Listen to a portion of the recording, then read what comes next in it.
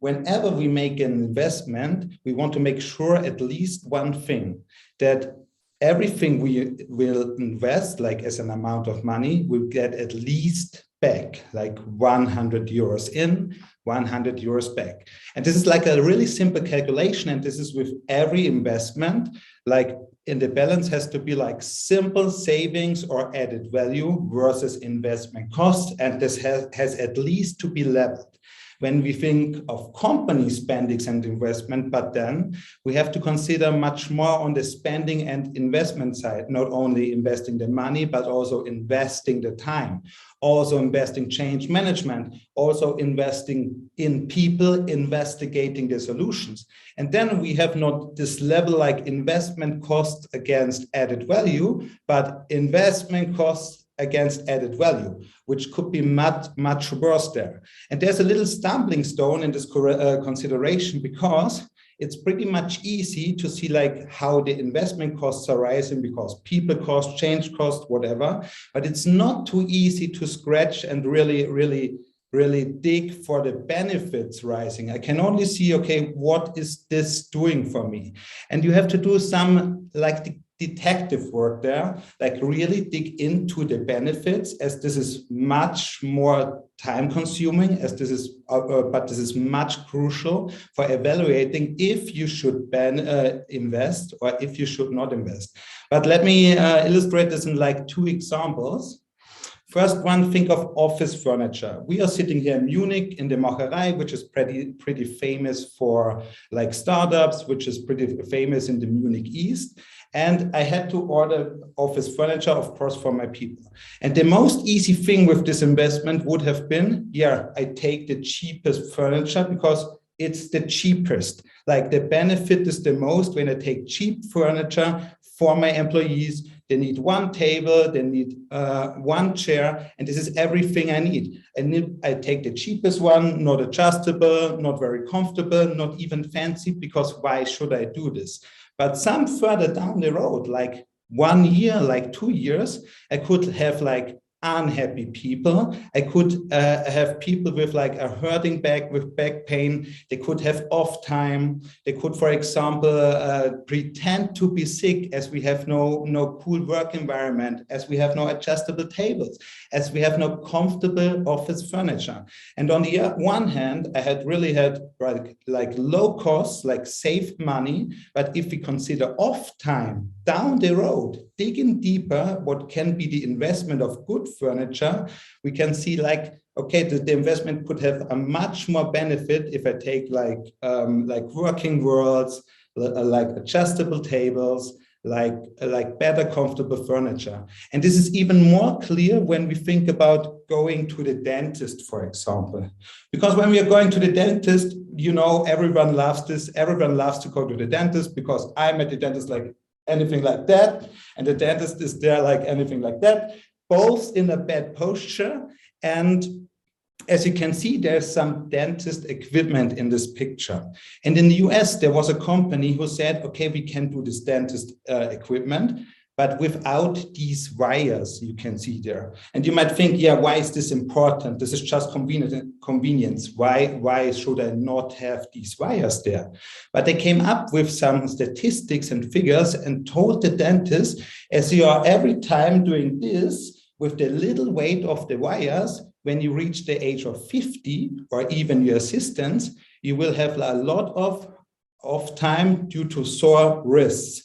And they even calculated that any dentist with wires will have like 2, 3, 5 more employees only to this sore wrists and only due this off time. And this is all like the same example like with the furniture. Further down the road, there could be something which could really be worth my investment, but I do not see this yet. I do not see this yet because I was not digging deep enough, but only on the surface. But yeah, you might think, what is the guy talking about? This is the future of expense management, and Ben Bauer is talking about dentists and furniture and not about expense management at all. That's why we have to go back to the start. As you might already have seen, Yokoy is a spend management solution. And as we have already heard, expense management is like one compartment of spend management. Like what we are actually doing is automating all financial processes on the accounts payable side, which means card payments, which means expenses, which means subscriptions, which means supplier invoices. Like everything on the accounts payable side can be automated via Yokoy and helping to eliminate like underlying processes which are redundant and not necessary therefore.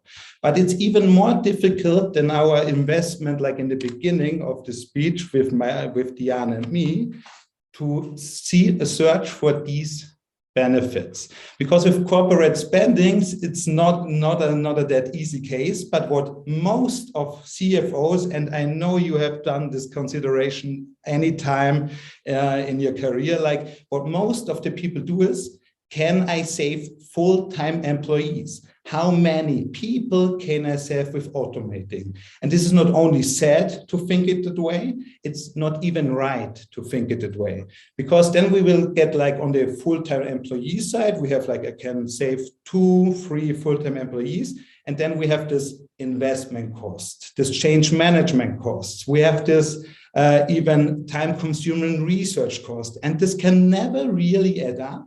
And this will never be calculated right. And there is this stumbling stone, as I told you before in the speech, and the stumbling stone is to how to quantify really the value of automating any financial process. This is not only about spend management, this is also about automating the accounts receivables book. This is about automating any process that can be automated. How can I quantify that? How can I add a value tag on that? Because the price tag is pretty much simple. I am from Yokoy and I can say, this is the price. This is the price tag. But what is the value tag? And as you might see, the detective work could not be that easy.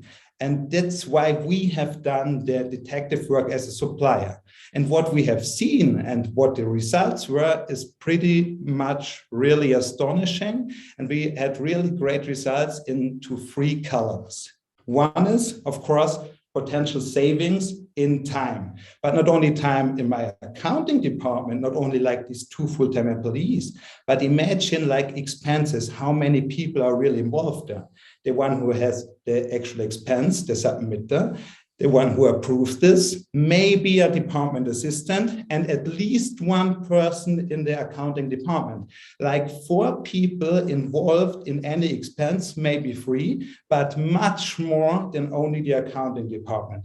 We have potential savings on this road. And just imagine every one of you has already done expenses in his life, and like on the 13th of the month, and everyone hates it because it's redundant work and it should be automated. And there's so a lot of potential savings in there. Or with the second column in the middle, we call it, we love to call it with our prospects expense anomalies, because we do not love to call it fraud. But in here, I can really say to you, it's simply fraud. And what some of you do not really know is that up to 30% of all of your company's spendings can be traced back to fraud.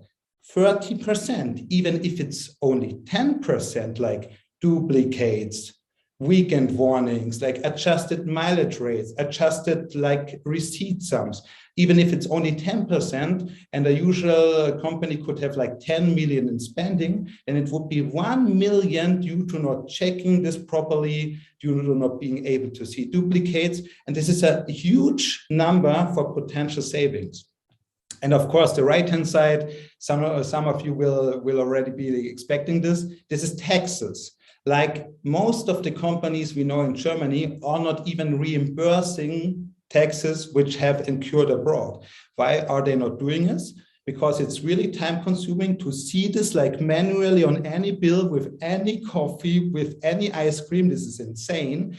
And if they do it, they have to do it properly, because if they cannot book this properly into their accounting system, according to the federal principles of accounting of their country, they will even get tax penalties. And this is why a lot of companies even put in their zero as tax for tax abroad, that they have no tax penalties, or build a lot of provisions to pay it if they have tax penalties due to the audit, which is, by the way, like in January and February most of the time due to the fiscal year, that they can pay this. And now we have not only full-time employees, but the picture is much more colorful and much more broader. We have like the full-time employees. We have like process automation, not only in accounting. We have like fraud prevention. We have tax reimbursement and avoiding tax penalties. And we have audit security, all only through automation, only through like taking a picture of a bill with your cell phone, only for really automating redundant things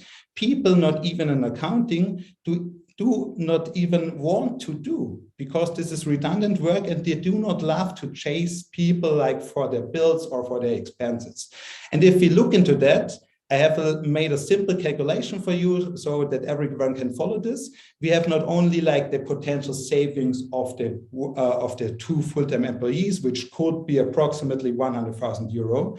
There's also the process automation, assuming that we have 4,000 financial processes in a mid-sized company with 5,000 employees a month. And there are at least 2.5 people involved in any process, as I told you before, submitter, assistant, like the manager who is approving it, like accounting. And assuming they need 10 minutes for any of these things, can even save more than 500,000, even deducted the full-time employees yet. When we think about fraud prevention, and I told you this could be up to 30% of all your spendings, and we have only 2 million spendings in the company, and most of the time it's much more, this would be even more. This could be even 600,000 euros of potential spendings.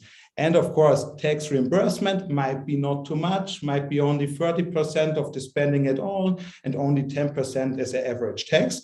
But a considerable amount. This could be even pay back Yokoy if Yokoy would not have this wonderful cashback. And audit security. Audit security is not only for saving money, but also like people in Germany tend to say we are with one foot into jail when we do not really do this. Of course, this is really painted really black, but audit security is really crucial. And most of the company will therefore build provisions to being able to pay if they have done something wrong, which they don't even know because they cannot track this properly because of a lack of automation. And it does not even matter if here is 1.5 million or 1 million or 800,000. What matters is that this is much, much more than the 100 full-time employees. What matters is that when we dig deeper into any automation investment and into any process which is involved, that we see like really much more what's happening there, and the benefit can really much larger than the negative side on the investment side, on the paying side. And why is this important? Yeah, on the one hand, what time do we have? Like it's in Germany, it's 5:10. And by tomorrow at this time, your company, in my calculation, will already have lost 5,000 euros due to not automating this process. You can like calculate this up to 1 month. You can calculate this up to 1 year. And what's really sad about that is that we read every year newspapers, like for example, any company has fired 1,000 employees due to revenue losses. They have fired 1,000 real people due to revenue losses, but they have actual money in their company. It's already there, which could be saved through process automation. And this is really sad on the one hand, and this is like really a no-brainer on the other hand. And what's important as well, much more on the emotional side, spend management has no career path. Because think about, even if I'm really into finance, I have studied finance. I was born and said with 3 years old, I'd like to be an accountant. I was never born to be a spend manager, to get thrown expenses on my table, to chase the employees. Have you had that? Have you had that? To check things if there has someone betrayed me. No one in the world was born to be a spend manager. Even if they are into accounting, they are in crunching numbers. They are in really like having progress and with innovative thoughts. Spend management has no career path because it's redundant. And that's what I really recommend to you. Automate any of your financial processes. The sooner, the better. Thank you for listening to me.